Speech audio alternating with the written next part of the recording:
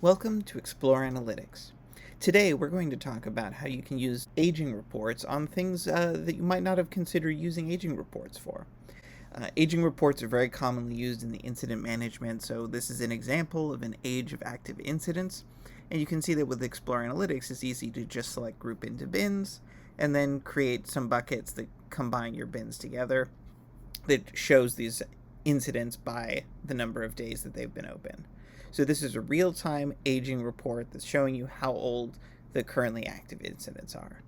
Now, you may have been considering this for incident management. As I said, it's very common, but I'm going to show you a few use cases you may not have considered, because really, using Explore Analytics, anywhere you have a date time field, you have an aging report. So this is an example looking at the change management. So here, rather than using the opened, we're looking at the planned start date of changes. And we have them bucketed into changes coming up in the next 12 hours, 12 hours to a day, 1 to 5 days, and 5+ days. Again, this is a real-time report. I can see for each group what are the upcoming changes, and if I want to see what's this change that's coming on in the next 12 hours, I can drill through the details. I can see that change. I can click and open up that change form directly. And that allows me to get more information, take action on it right here.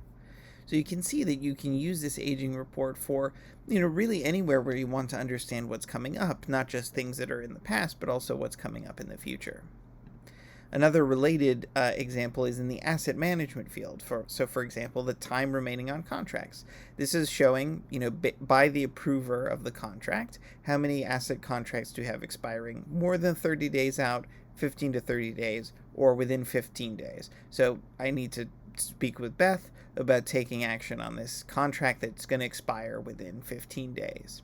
As you can see, again, we're showing very quickly the information that people need based on how urgent and how quickly they need to take action on it. So that's a couple examples of using aging reports to really understand, what's coming up, how much time is left. The next is using it to really answer some more sophisticated questions.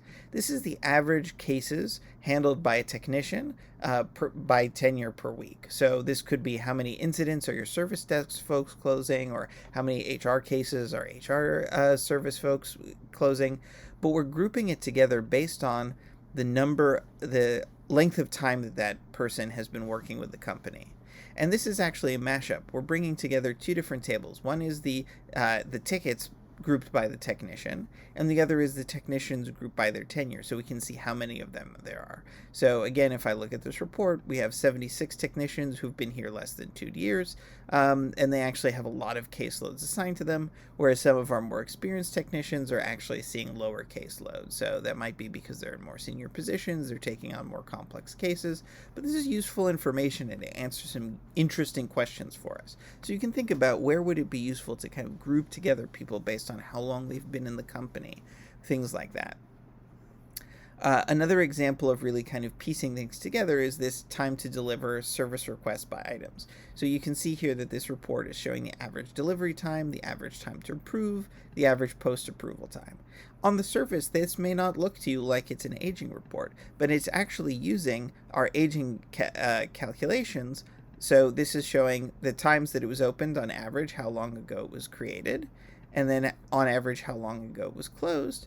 And then using these calculations, we can see the duration between those just by going from one age to the other. So it's using our aging capabilities, but as a function into these calculations that show us this really interesting information. How long in the process has it been spending in approval? Some of these spend so long in approvals that almost the entire process is taken up by the approval.